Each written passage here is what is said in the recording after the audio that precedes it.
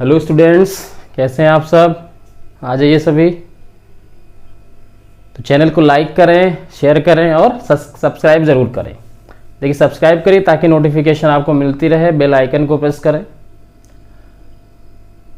मेरा नाम अमित कुमार तिवारी, आप देख रहे हैं अपना प्यारा चैनल फिजिक्स की क्लास अमित के साथ। तो पिछले लेक्चर पर हमने क्या पढ़ा था, अर्थ मैग्नेटिज्म के बारे में कुछ इंट्रोडक्शन पढ़ा था। अर्थ मैग्नेटिज्म का क्यों होता है अर्थ का मैग्नेटिक फील्ड, ठीक है। और कुछ बेसिक सी डेफिनेशन पढ़ी थी, जैसे मैग्नेटिक मेरिडियन और ज्योग्राफिक मेरिडियन। अब आज हम पढ़ेंगे एलिमेंट्स ऑफ अर्थ मैग्नेटिज्म। जो अर्थ का मैग्नेटिज्म है उसको डिस्क्राइब करने के लिए जिन पैरामीटर्स की जरूरत पड़ती है उनको हम कहते हैं एलिमेंट्स ऑफ अर्थ मैग्नेटिज्म। और ये आपके सीबीएसई के सिलेबस में है, तो ध्यान से समझिएगा इसको। एक्चुअली अर्थ मैग्नेटिज्म को मैंने 3 पार्ट में डिवाइड कर दिया है। पहला लेक्चर जो पिछला था उसमें इंट्रोडक्शन वगैरह अर्थ के मैग्नेटिज्म का और क्यों होता है, क्या क्या चीज़ें, बेसिक डेफिनेशन। ये आज वाले लेक्चर में हम इसके एलिमेंट्स पढ़ेंगे और फिर इसके बाद एक और लेक्चर होगा जिसमें हम एंगल ऑफ डिप के बारे में और पढ़ेंगे। वो कॉम्पिटिशन्स के लिए लेक्चर सही रहेगा आपके। तो चलिए पढ़ाई शुरू करते हैं। Elements of earth magnetism.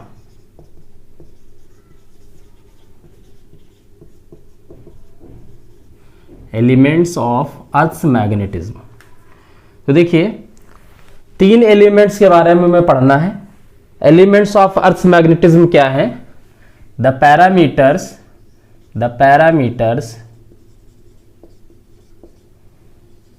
which can describe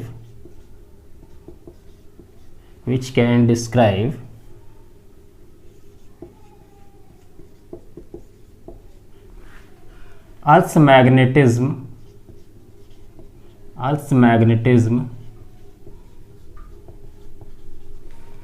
at any place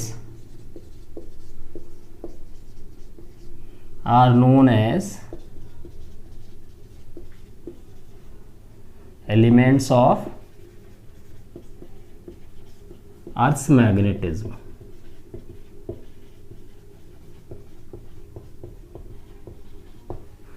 तो पैरामीटर्स जो कि डिस्क्राइब करेंगे किसी पॉइंट पर, किसी प्लेस पर अर्थ के मैग्नेटिज्म को पूरी तरह से, उनको हम कहेंगे parameters of earth magnetism.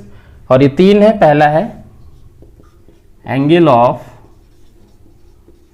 Declination. Angle of declination. तो एंगल ऑफ डेक्लिनेशन क्या है? Eight any place the angle between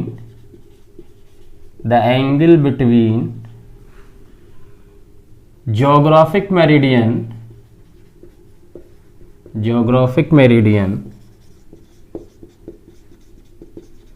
and magnetic meridian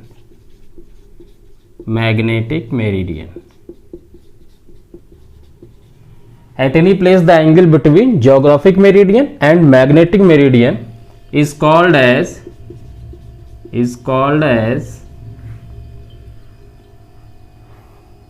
angle of declination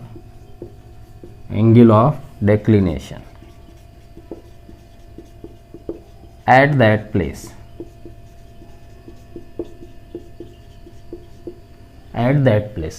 अब देखिए, मैंने आपको बताया था कि मैग्नेटिक मेरिडियन क्या होते हैं, ज्योग्राफिक मेरिडियन क्या होते हैं।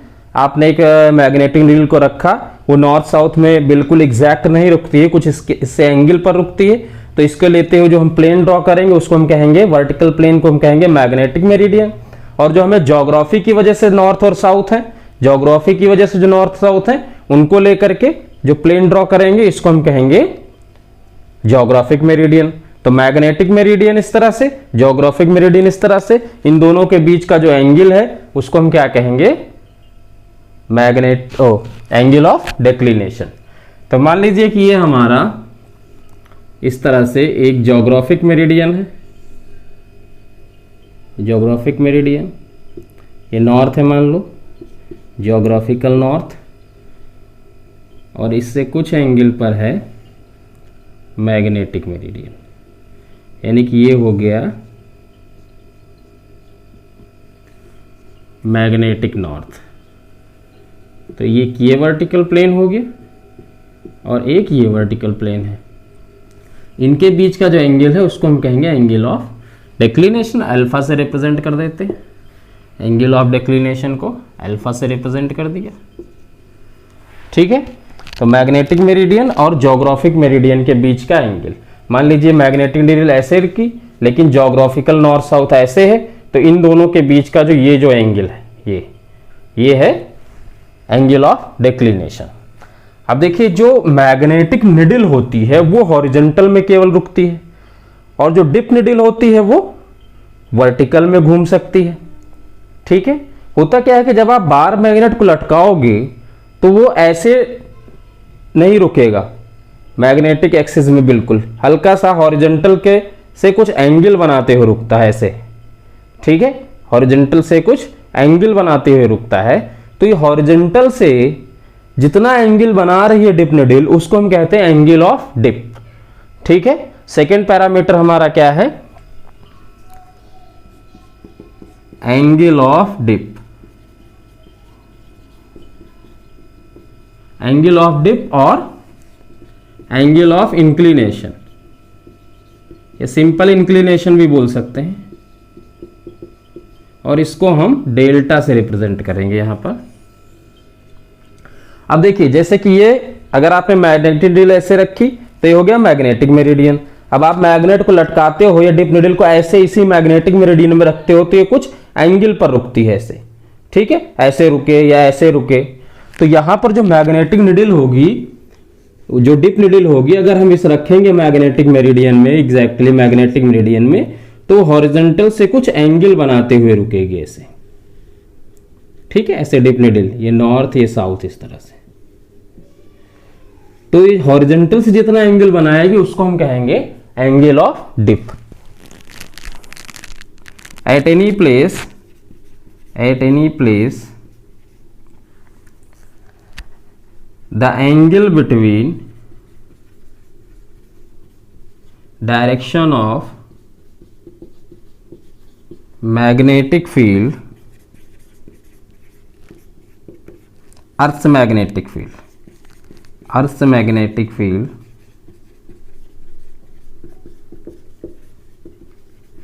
and horizontal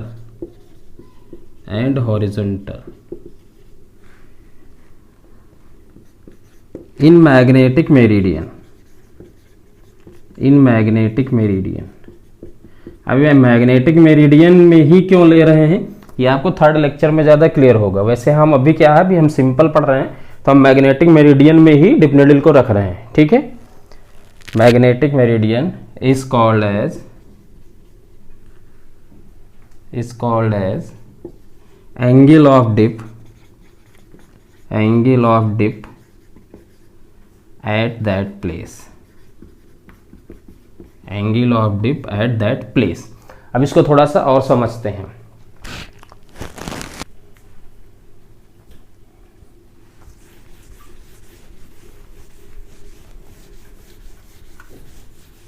देखिए, मान लीजिए कि मैग्नेटिक मेरिडियन आपने इस तरह से बनाया, हमने कहा ये है मैग्नेटिक मेरिडियन,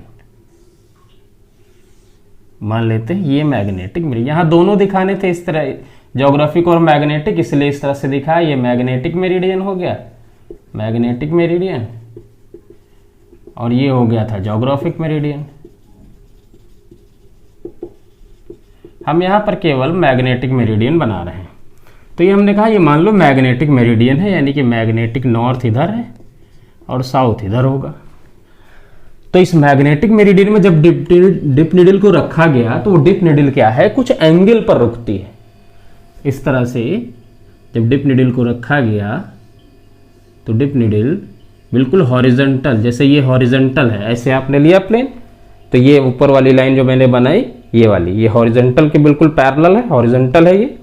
ठीक है, मैग्नेटिक डिप निडल कुछ एंगल पर रुकी, तो डिप निडल जब कुछ एंगल पर रुकी, ये डिप निडल है, ये नॉर्थ ये साउथ बताएगी, तो एक्चुअली जो डिप नीडल जिधर रुकती है एग्जैक्ट अर्थ के मैग्नेटिक फील्ड की डायरेक्शन वही होती है। ये हो गई अर्थ के मैग्नेटिक फील्ड की डायरेक्शन। जैसे हमने कहा अर्थ का मैग्नेटिक फील्ड है तो हमने BE से रिप्रेजेंट कर दिया, ठीक है, अर्थ मैग्नेटिज्म है तो अर्थ के मैग्नेटिक फील्ड को BE से रिप्रेजेंट कर दिया। अब ये जो हॉरिजॉन्टल से जितना एंगल बना रही है इसको हम कहते हैं एंगल ऑफ डिप, ठीक है, इसको हम क्या कहेंगे, एंगल ऑफ डिप।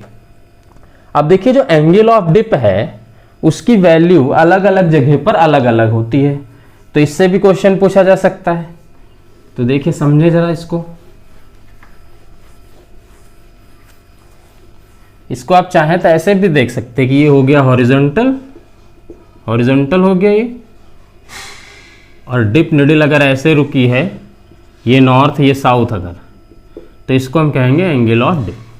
अगर ये नॉर्थ ये साउथ होता, मान लो डिप निडल ऐसे रुकती नॉर्थ साउथ, डिप निडल में भी नॉर्थ साउथ होते हैं, तो अगर ऐसे रुकती हो तो ये एंगल ऑफ डिप हो जाता, ठीक है। अब देखिए एंगल ऑफ डिप जो हमने अर्थ का मैग्नेटिज्म पढ़ा है वो कुछ इस तरह से कि ये ज्योग्राफिक एक्सिस है, ये मैग्नेटिक एक्सिस है, ठीक है, ऐसे फील्ड लाइंस ऐसे निकल के ऐसे एंटर करती हैं, ऐसे फील्ड लाइंस साउथ पोल से निकल के नॉर्थ पोल में एंटर करती हैं अर्थ के मैग्नेटिज्म में केवल।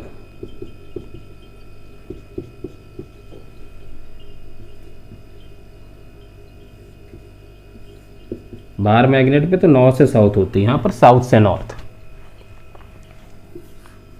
साउथ से नॉर्थ। अब देखिए अगर हम यहां पर रखते हैं निडल को, जो डिप निडल है उसको यहां पर अगर रखते हैं तो बिल्कुल मैग्नेटिक फील्ड की डायरेक्शन में रुकती, तो ऐसे ही रुकेगी। अब यहां पर हॉरिजॉन्टल देखिए ये है, डिप निडल भी ऐसे ही रुकी, भाई मैग्नेटिक फील्ड की डायरेक्शन में डिप निडल आप रखोगे ऐसे रुक जाएगी, तो इन दोनों के बीच में कितना एंगल होगा, 0। ये क्या है, ये इक्वेटर है। अगर आप डिप निडल को यहां पर लाओगे तो यहां पर देखो पोल है ना, ये जैसे एक मैग्नेट हो, एक मैग्नेट हो नॉर्थ साउथ, ऐसे आप इसके पास एक मैग्नेट को अगर ऐसे लाओगे तो बिल्कुल ऐसे खड़ा हो जाएगा, साउथ नॉर्थ ऐसे, साउथ नॉर्थ इसका ऐसे बिल्कुल यहां पर पोल के ऊपर, इस पोल पर।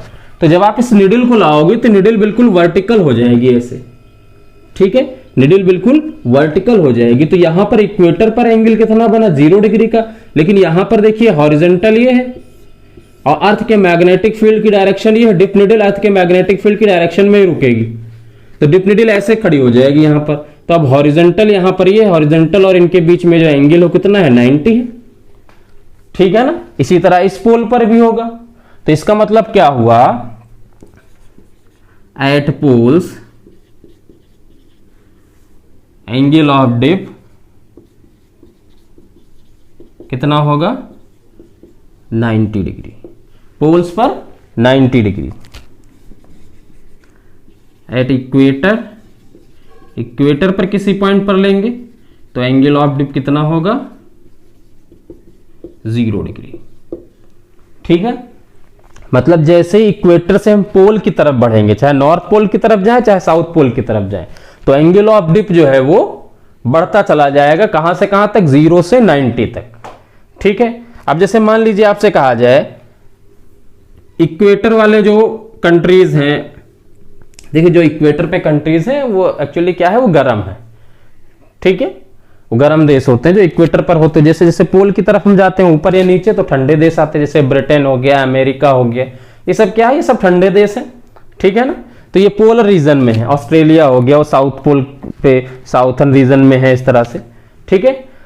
तो जैसे आपसे पूछा जाए कि इंडिया में एंगल ऑफ डिप ज्यादा है या ब्रिटेन में, ठीक है ना, तो इंडिया और ब्रिटेन में अगर देखें तो ब्रिटेन ज्यादा पोल की तरफ ज्यादा, वहां हमेशा ठंडक रहती है, तो पोल की तरफ ज्यादा है ब्रिटेन, और इंडिया का नीचे वाला पार्ट इक्वेटर की तरफ है, जो हमारा साउथ इंडिया वाला पार्ट है।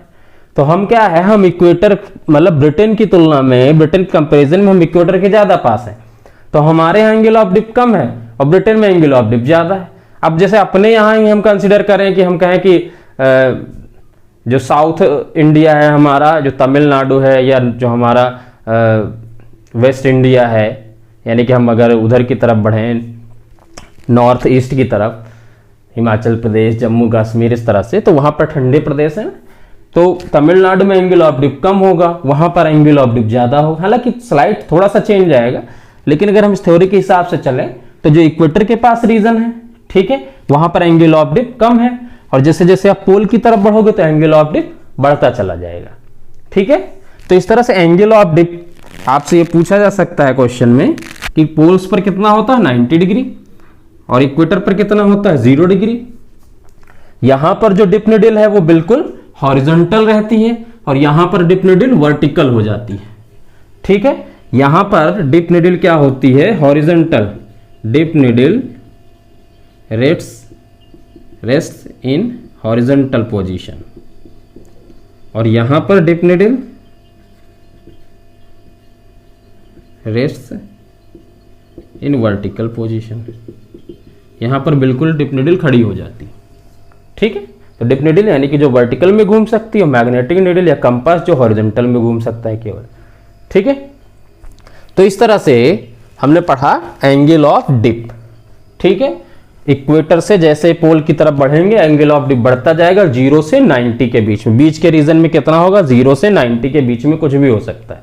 ठीक है, अब देखिए जो तीसरा कंपोनेंट है हॉरिजॉन्टल कंपोनेंट। तीसरा कंपोनेंट जो है वो क्या है horizontal component.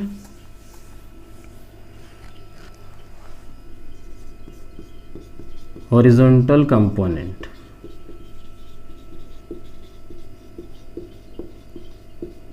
Of earth magnetism.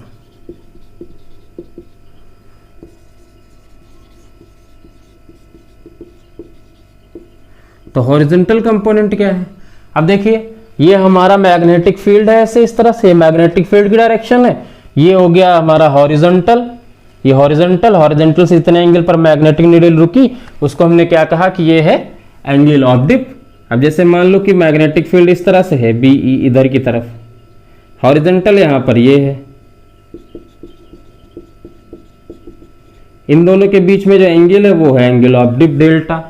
अब इस मैग्नेटिक फील्ड के दो कंपोनेंट हैं, लिखे अगर हम तो इधर की तरफ क्या आ जाएगा BE cos डेल्टा, इसी को हम कहते हैं हॉरिजॉन्टल कंपोनेंट, BH से रिप्रेजेंट कर दिया, और इसके वर्टिकल ये हो गया। ठीक है, ये हो गया BV vertical component is equal to BE sin delta. ठीक है, तो ये हॉरिजॉन्टल कंपोनेंट ये भी एक एलिमेंट है, हॉरिजॉन्टल कंपोनेंट होना चाहिए कहीं पर भी मैग्नेटिक फील्ड को अगर हमें पूरी तरह से डिस्क्राइब करना है तो। ठीक है, अब देखिए अगर हम यहां से देखें तो हॉरिजॉन्टल कंपोनेंट कितना आया, हॉरिजॉन्टल कंपोनेंट आया, horizontal component BH is equal to BE cos delta. इसी तरह से जो वर्टिकल कंपोनेंट आया, वर्टिकल कंपोनेंट वो कितना आया BV vertical is equal to BE sin delta. ठीक है, तो BE cos delta, BH is equal to BE cos delta, BV is equal to BE sin delta. अब इससे हम और भी इक्वेशंस बना सकते हैं, यानी और भी फॉर्मूले हम देखें अगर, देखिए इक्वेशन 2 को 1 से डिवाइड कर दें अगर, इक्वेशन 2 बाय इक्वेशन 1, तो आप क्या देखते हैं कि BV upon BH is equal to BE sin delta upon BE cos delta. तो BE से BE कैंसिल हुआ, sin delta upon cos delta tan delta, यानी कि tan delta is equal to आ गया BV अपॉन BH, या हम चाहे तो ये भी लिख सकते हैं delta is equal to tan inverse, यानी वर्टिकल और हॉरिजॉन्टल कंपोनेंट पता है तो हम डेल्टा आसानी से निकाल सकते हैं। ठीक है, इसके बाद अगर इन दोनों को स्क्वायर करके ऐड करें, यानी equation 1 square plus equation 2 square, तो कितना आएगा BH square plus BV square is equal to BE square cos square delta plus BE square sine square delta. BE square common किया, cos square delta plus sine square delta कितना हो गया 1। तो यहाँ से एक और फॉर्मूला आ गया क्या कि B E square is equal to B H square plus B V square, या B E is equal to under root of B H square plus B V square. ठीक है, तो इस तरह से हमने अर्थ के मैग्नेटिज्म के कंपोनेंट देखे, यानी कि एलिमेंट्स देखे कौन कौन से हैं। 3 एलिमेंट देखे जिसमें से एंगल ऑफ डिप बहुत इंपॉर्टेंट है। अब 1-2 क्वेश्चन इसके ऊपर देखते हैं, न्यूमेरिकल इस पर बेस्ड, आसान से न्यूमेरिकल होंगे, ज़्यादा कठिन नहीं है।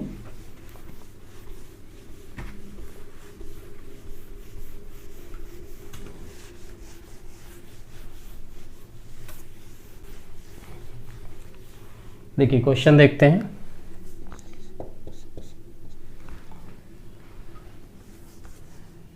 In magnetic meridian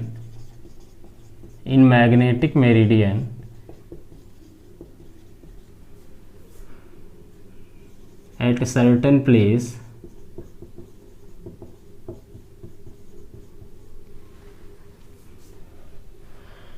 the horizontal component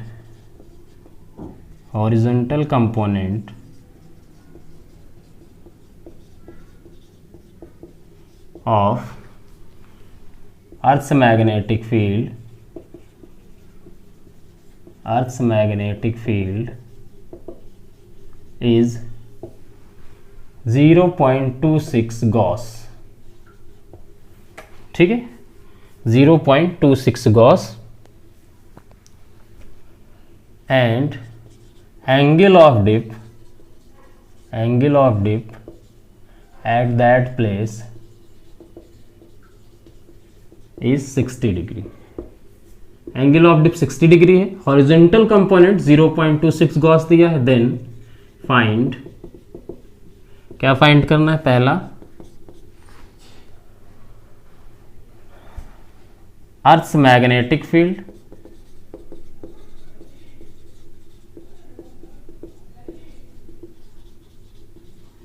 at that place, और vertical component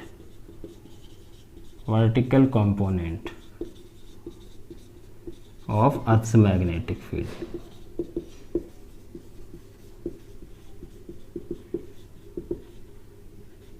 ठीक है, तो हमें अर्थ्स मैग्नेटिक फील्ड बताना है उस जगह पर, और vertical component of earth's magnetic field. देख क्या दिया हुआ, बी एच दिया गया है हमें, हॉरिजॉन्टल कंपोनेंट 0.26 गॉस।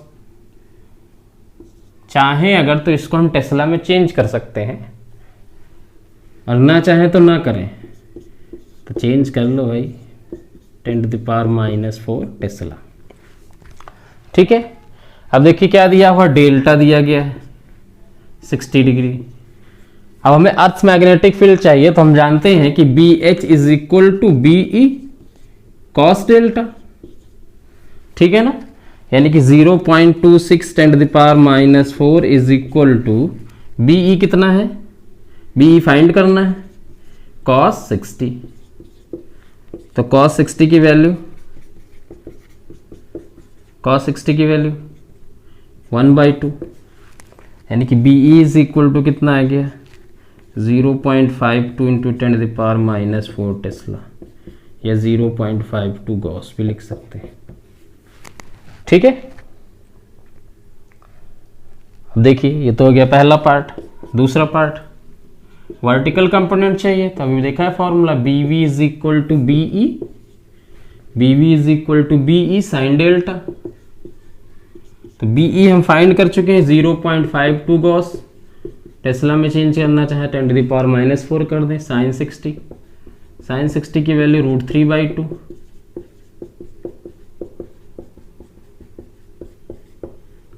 तो कितना आ गया, 0.26 √3 इंटू 10⁻⁻4 टेस्ला, या 0.26 √3 गॉस। ठीक है, तो इस तरह से हमने इसको सॉल्व किया, सिंपल फॉर्मूला बेस्ड था ये क्वेश्चन। एक अगला क्वेश्चन देखते हैं, नोट कर लें, नोट करना हो तो।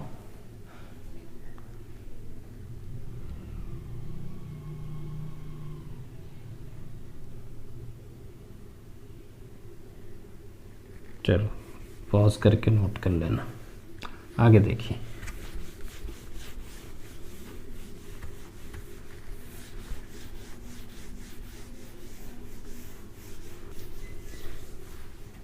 देखिए मान लीजिए क्वेश्चन दिया गया है the horizontal and vertical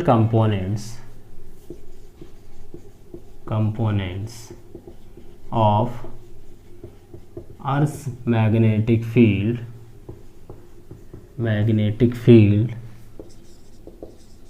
at a place are 0.38 and 0.22 Gauss. 0.38 Gauss and 0.22 Gauss. Then find angle of dip and intensity of magnetic field या Earth's magnetic field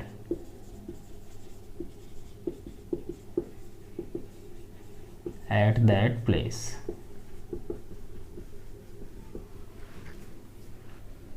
तो देखिए एंगल ऑफ डिप बताना है और इंटेंसिटी बताना है। क्या दिया गया है? B H is equal to 0.38 gauss and B V is equal to 0.22 gauss. ठीक है, तो एंगल ऑफ डिप बताना है तो tan डेल्टा हम जानते हैं, tan डेल्टा अभी पढ़ा है B V upon B H. ठीक है, tan delta is equal to B V upon B H. B V कितना है? 0.22 अपॉन एक ही जैसी यूनिट डिवाइड कर रहे हैं, कोई चेंज करने की जरूरत नहीं है, 0.36 कितना आया? 11/18। तो डेल्टा इज इक्वल टू आ गया tan इनवर्स 11/18। ठीक है, अब देखिए दूसरा क्या हमें निकालना है, intensity of earth magnetic field यानी बीई की वैल्यू चाहिए। तो देखो बी एच हमें दिया गया है, डेल्टा यहां से निकल के आएगा तो कितना हो जाएगा ये बी एच या बी वी कोई भी लगा सकते हैं। B H is equal to B E cos delta. B H is equal to B E cos delta, तो B E is equal to B H upon cos delta.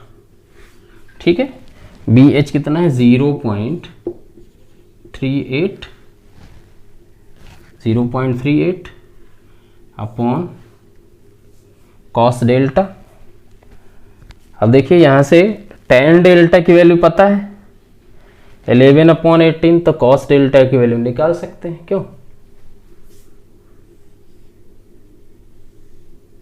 अगर ये delta हो तो tan डेल्टा कितना है? 11/18 यानी perpendicular upon hypotenuse. Cos delta base upon hypotenuse, perpendicular upon base 10 और cos base upon hypotenuse. तो हाइपोटेनस निकाल लें, कितना आ जाएगा? √11 स्क्वायर प्लस 18 स्क्वायर। कितना आ जाएगा सर? 0.38 अपॉन कॉस डेल्टा कितना आ गया? 18 अपॉन √121 प्लस 18 का स्क्वायर 364। तो कितना आ गया ये? 485। 0.38 √485 अपॉन 18। इसको सॉल्व कर लेंगे तो हमें पता चल जाएगा कि अर्थ का मैग्नेटिक फील्ड कितना है। ठीक है, तो इस तरह से हमने दो क्वेश्चन देखे।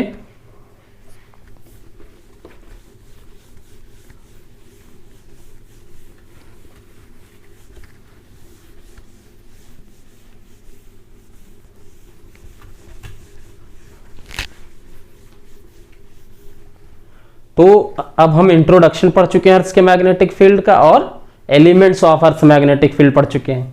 नेक्स्ट वीडियो में हम true dip and apparent dip इसके बारे में पढ़ेंगे और न्यूट्रल पॉइंट्स के बारे में पढ़ेंगे कि न्यूट्रल पॉइंट्स क्या होते हैं और true dip and apparent dip क्या होती है। ये हम पढ़ेंगे कल, यानी कि तीसरे टॉपिक पे, तीसरे लेक्चर में। ठीक है, तो आप लोग लाइक शेयर सब्सक्राइब करो और कल फिर मिलते हैं।